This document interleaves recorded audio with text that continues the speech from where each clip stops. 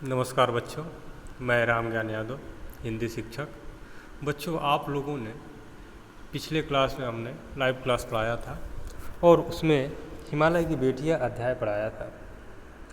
यह वीडियो उन लोगों के लिए है जो बच्चे किसी कारणवश लाइव क्लास में जुट नहीं पाए थे, और साथ ही साथ जो लोग पढ़े थे उन लोगों के लिए भी है। इसको रिवाइज कर लेंगे और फिर इस पर आधारित जो प्रश्न उत्तर भेजा जाएगा उसको कर लेंगे। अभी तक मैंने हिमालय की बेटियां अध्याय 3 वसंत पाठ्य पुस्तक से अभी तक मैंने उन्हें दूर से देखा था। बड़ी गंभीर, शांत, अपने आप में खोई हुई लगती थी। संभ्रांत महिला की भांति वे प्रतीत होती थी। उनके प्रति मेरे दिल में आदर और श्रद्धा के भाव थे। माँ और दादी, मौसी और मामी की गोद की तरह उनकी धारा में डुबकियाँ लगाया करता था। बच्चों, इस अध्याय के लेखक नागार्जुन जी हैं, और चूँकि हमारे भारतवर्ष में जो भी नदियाँ हैं, अधिकतर नदियों को माँ के रूप में ही जाना जाता है, लेकिन लेखक नागार्जुन जो हैं नदियों को हिमालय की बेटियों के रूप में माना है, और उन्होंने आगे कुछ साक्ष्य दिया है जहाँ कुछ लोगों ने हिमालय को बहन का रूप माना है, कुछ लोगों ने प्रेसी का रूप भी माना है। तो उनकी जो विचारधारा है वह यह है कि हिमालय की बेटियाँ, नदी जो है गंगा, यमुना, ब्रह्मपुत्र, सिंधु वगैरह, ये सारी नदियाँ जो हैं हिमालय की बेटियाँ हैं। अब कैसे है इसको हम लोग पढ़ेंगे इसमें। तो वे बता रहे हैं कि जब वे हिमालय पर्वत पर गए थे जहाँ नदियों का उद्गम स्थल है, उद्गम मतलब जहाँ से नदियाँ निकल करके और पहाड़ों से होते हुए, पहाड़ी जंगल झाड़ियों से होते हुए समतल मैदान की तरफ आती है, और समतल मैदान से होते हुए सीधे समुद्र की तरफ चली जाती है। तो उसी के बारे में बता रहे हैं, और कह रहे हैं कि अभी तक जो उन्होंने देखा था नदियों को, तो समतल जगह पर शांत नदियों को देखा था उन्होंने, लेकिन यहाँ पर उससे कुछ अलग है। जब वे हिमालय पर देखने के लिए गए हैं और नदियों को देख रहे हैं उद्गम स्थल से, तो कुछ अलग ही देख रहे हैं। तो वही कह रहे हैं कि इससे पहले मैंने जब भी इन नदियों को देखा था तो बिल्कुल शांत स्वभाव से जाती हुई देखा था, और जब मैं इन नदियों में डुबकी लगाता था तो ऐसा लगता था मैं मौसी और मामी की गोद की तरह उनकी धारा में डुबकियाँ लगा रहा हूँ। परंतु इस बार जब मैं हिमालय के कंधे पर चढ़ा तो वे कुछ और रूप में सामने थे। मैं हैरान था कि यही दुबली पतली गंगा, यही यमुना, यही सतलुज समतल मैदानों में उतरकर विशाल कैसे हो जाती है। इनका उछलना और कूदना, खिलखिलाकर लगातार हंसते जाना, इनकी यह भावभंगी, इनका यह उल्लास कहाँ गायब हो जाता है मैदान में जाकर। किसी लड़की को जब मैं देखता हूँ, किसी कली पर जब मेरा ध्यान अटक जाता है, तब भी इतना कौतूहल और विस्मय नहीं होता जितना कि इन बेटियों की बाल लीला देखकर। अब लेखक बता रहे हैं, जब वे हिमालय पर्वत पर गए हैं और इन नदियों को उनके उद्गम स्थल से पहाड़ के ऊंचे नीचे रास्ते से टकराती हुई और आवाज़ करती हुई, खिलखिलाती हुई ये नदियाँ जा रही हैं, तो इस सौंदर्य से वे मुग्ध हो गए हैं। उन्हें यह बहुत ही अच्छा दृश्य लग रहा है।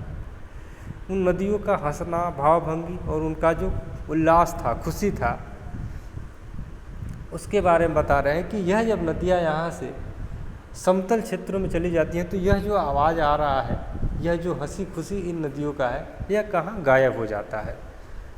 और वही बता रहे हैं कि उनका बाल लीला देख करके उनके हृदय में बहुत ही कौतूहल होता है। ऐसे लगता है जैसे हिमालय की बेटियां हैं और हिमालय की गोद में ये सब खेल रही हैं। कहाँ ये भागी जा रही है, वह कौन लक्ष्य है जिसने इन्हें बेचैन कर रखा है। अपने महान पिता का विराट प्रेम पाकर भी अगर इनका हृदय अतृप्त ही है, तो वह कौन होगा जो इनकी प्यास मिटा सकेगा।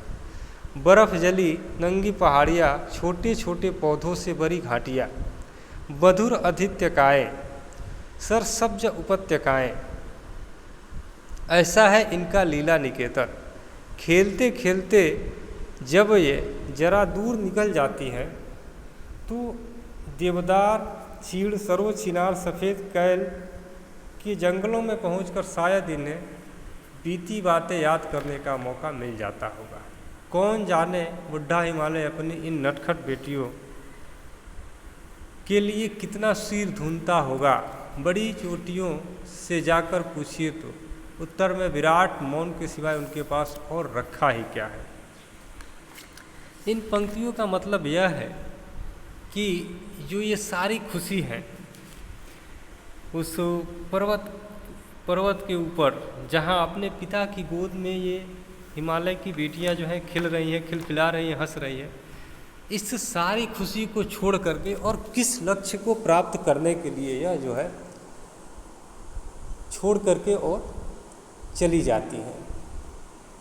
उन्हें यह नहीं पता होता है कि जब ये हिमालय की गोद से कहीं दूर निकल जाएंगी तो इनके पिता को यानी हिमालय को कितना दुख होता होगा, और इससे भी क्या बड़ी चीज़ है जिसके लिए यह तमाम रास्तों से होते हुए, घाटियों से होते हुए आदित्यकाय, उपत्यकाय, मतलब यह होता है कि पहाड़ के ऊपर की समतल भूमि, आदित्यकाय का मतलब होता है, और उपत्यकाय का मतलब होता है पहाड़ की चोटियाँ।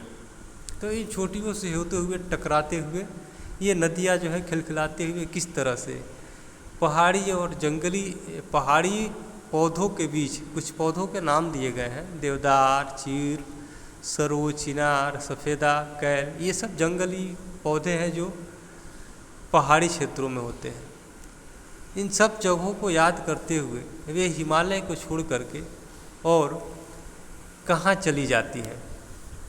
सिंधु और ब्रह्मपुत्र ये दो ऐसे नाम हैं जिनके सुनते ही रावी, सतलुज, ब्यास, चनाब, झेलम, काबुल, कपिस, गंगा, यमुना, सरयू, गंडक, कोसी आदि हिमालय की छोटी बड़ी सभी बेटियां आँखों के सामने नाचने लगती है। वास्तव में सिंधु और ब्रह्मपुत्र स्वयं कुछ नहीं है। दयालु हिमालय के पिघले हुए दिल की एक एक बूंद न जाने कब से इकट्ठा होकर इन दो महानदों के रूप में समुद्र की ओर प्रवाहित होती रही है। कितना सौभाग्यशाली है वह समुद्र जिसे पर्वतराज हिमालय की इन दो बेटियों का हाथ पकड़ने का श्रेय मिला है। अभी लेखक जो है छोटी बड़ी सभी नदियों के नाम ले रहे हैं नागार्जुन जी, और इसके साथ साथ दो मुख्य नदी सिंधु और ब्रह्मपुत्र के बारे में बता रहे हैं जो हिमालय की गोद से निकल करके और हिमालय को छोड़ करके और यह जो है समतल भूमि से होते हुए समुद्र की तरफ चली जाती है। और नागार्जुन जी समुद्र को सौभाग्यशाली बता रहे हैं जो हिमालय की इन प्यारी प्यारी बेटियों को का हाथ पकड़ने का उन्हें सौभाग्य प्राप्त हुआ है। यानी हम लोग अभी आगे पढ़ेंगे, लेखक नागार्जुन ने नदियों को, हिमालय को और समुद्र को एक रिश्ते में बांधने की कोशिश किया है। और वह कौन सा रिश्ता है? तो हिमालय का समुद्र के साथ। समुद्र जो है हिमालय का दामाद है और हिमालय जो है समुद्र का ससुर है, और हिमालय की जो बेटियां हैं वो समुद्र में जाकर गिरती है। इसका मतलब हिमालय की बेटियों से समुद्र का विवाह हुआ है। यही एक रिश्ता में बांधने का उन्होंने कोशिश किया है। जिन्होंने मैदानों में ही इन नदियों को देखा होगा उनके ख्याल में शायद ही यह बात आ सके कि बूढ़े हिमालय की गोद में बच्चियां बनकर ये कैसे खेला करती हैं। यानी अब उनकी बात कर रहे हैं जो हिमालय पर नहीं आए होंगे और इस वास्तविकता से अपरिचित होंगे कि ये नदियां जो है हिमालय पर्वत से निकल करके और तमाम पहाड़ी जंगलों में खेलते कूदते हुए जो है पहाड़ की चोटियों से टकराते हुए यह समतल भूमि पर आई है, लेकिन उन्हें इसका पता नहीं होगा। माँ बाप की गोद में नंग धड़ंग होकर खेलने वाली इन बालिकाओं का रूप पहाड़ी आदमियों के लिए आकर्षक भले न हो, लेकिन मुझे तो ऐसा लुभावना प्रतीत हुआ वह रूप कि हिमालय को ससुर और समुद्र को उसका दामाद कहने में कुछ भी झिझक नहीं होती है। अभी मैंने इसके बारे में बताया कि उन्होंने हिमालय और समुद्र को एक रिश्ते में बांधने की कोशिश किया है और बता रहे हैं कि जो लोग हिमालय नहीं आए होंगे उनको तो इस बात का अनुभव नहीं होगा कि ये जो नदियाँ समतल भूमि पर घूमती हैं, ये किस तरह से हिमालय की गोद से निकल कर के जाती हैं, और यह जो है समुद्र में गिर जाती है, और इसलिए उन्होंने समुद्र को हिमालय का दामाद बताया है। कालिदास के विरही यक्ष ने अपने मेघदूत से कहा था, वेत्रवती वेतवा नदी को प्रेम का परिधान देते जाना, तुम्हारी वह प्रेयसी तुम्हें पाकर अवश्य ही प्रसन्न होगी। यह बात इन चंचल नदियों को देखकर मुझे अचानक याद आ गई और सोचा कि शायद उस महाकवि को भी नदियों का सचेतन रूपक पसंद था। दरअसल जो भी कोई नदियों को पहाड़ी घाटियों और समतल आंगनों के मैदानों में जुदा जुदा शक्लों में देखेगा, वह इसी नतीजे पर पहुँचेगा। अब जो है कालिदास की एक रचना है मेघदूत, जिसमें यक्ष और यक्षिणी की विरह जीवन के बारे में वर्णन किया है, और उसमें भी उन्होंने वेतवा नदी के बारे में बताया है कि किस तरह से ये नदियाँ भी प्रेम की प्रतीक है, और इसका उदाहरण उन्होंने प्रस्तुत किया है। काका कालेलकर ने नदियों को लोक माता कहा है, किंतु माता बनने से पहले यदि हम इन्हें बेटियों के रूप में देख लें तो क्या हर्ज है। अब लेखक बता रहे हैं कि लेखक तो नदियों को हिमालय की बेटियां मान रहे हैं, लेकिन यही एक रचनाकार जो है काका कालेलकर जो है, ये नदी को लोक माता का दर्जा देते हैं, किंतु माता बनने से पहले यदि हम इन्हें बेटियों के रूप में देख ले तो क्या हर्ज है। अब उनकी तुलना करते हुए नागार्जुन जी बता रहे हैं कि मानते हैं काका कालेलकर जी ने नदियों को लोक माता कहा है, लेकिन माँ भी पहले किसी की बेटी होती है, तो इसलिए उन्होंने कहा है कि इसमें कोई सोचने की बात नहीं है कि अगर हम नदियों को माता बनने से पहले बेटियों के रूप में देख लें तो। और थोड़ा आगे चलिए, इन्हीं में अगर हम प्रेसी की भावना करें तो कैसे रहेगा। यानी अगर इन्हीं को नदियों को ही हम किसी की पत्नी की भावना से देखें तो इसमें भी कोई दिक्कत नहीं है। ममता का एक और भी धागा है जिसे हम उनके साथ जोड़ सकते हैं। बहन का स्थान कितने कवियों ने इन नदियों को दिया है। अब बता रहे हैं कि नदियों को एक तरफ तो वे खुद हिमालय की बेटियां मान रहे हैं, काका कालेलकर लोक माता मान रहे हैं, और प्रेयसी का भी दर्जा दे दिए हैं, तो एक और स्थान बचता है स्त्री के महत्व के बारे में, और वह है बहन का रूप देना। अगर हम बहन का भी दर्जा दे देंगे तो इसमें जो है इसके साथ हम जोड़ सकते हैं बहन के रिश्ते के साथ। बहन का स्थान कितने कवियों ने इन नदियों को दिया है, और बहुत से कवियों ने इन नदियों को बहन का स्थान भी दिया है। एक दिन मेरी भी ऐसी भावना हुई थी। थोलिंग तिब्बत की बात है। लेखक बता रहे हैं कि जब वे तिब्बत की यात्रा पर गए थे तो थोलिंग नामक स्थान पर वे बैठे हुए थे और मन उचट गया था, यानी तबीयत ढीली थी, उनका कुछ अनमना सा लग रहा था, कुछ अच्छा नहीं लग रहा था, कुछ तबीयत गड़बड़ लग रहा था। सतलज के किनारे जाकर बैठ गया, और वहाँ पर सतलज नदी है, उसके किनारे बैठ गए जाकर के लेखक। दोपहर का समय था, पैर लटका दिए पानी में, थोड़ी ही देर में उस प्रगतिशील जल ने असर डाला, तन और मन ताज़ा हो गया तो लगा मैं गुनगुनाने। अब लेखक जब अनमने थे तो सतलुज नदी के किनारे जाकर के बैठ गए और बहती हुई प्रगतिशील प्रगति की तरफ चलती हुई नदी में अपना पैर डाल करके बैठ गए। अब वो नदियों की पानी जो है जब उनके पैर पर पड़ा तो थोड़े ही देर में नदियों के पानी ने अपना असर डाला और लेखक का मन ताज़ा हो गया और वे गुनगुनाने लगे, गाने लगे। और गाने क्या लगे? जय हो सतलज बहन तुम्हारी, लीला अचरज बहन तुम्हारी, यानी हे सतलज बहन तुम्हारी हमेशा जय हो। हुआ मुदित मन हटा खुमारी, मेरा मन जो है अब खुश हो गया और मेरा जो दुख था वह हट गया। किससे हट गया? सतलुज के जल में पैर रखने से और सतलुज की पानी जल प्राप्त करने से। जाऊँ मैं तुम पर बलिहारी, मैं तो तुम पर कुर्बान हो जाऊँ बहन। तुम बेटी यह बाप हिमालय, चिंतित पर छाप हिमालय। तुम हिमालय की बेटी हो और हिमालय तुम्हारे बाप है। हिमालय चिंतित है लेकिन चुपचाप है।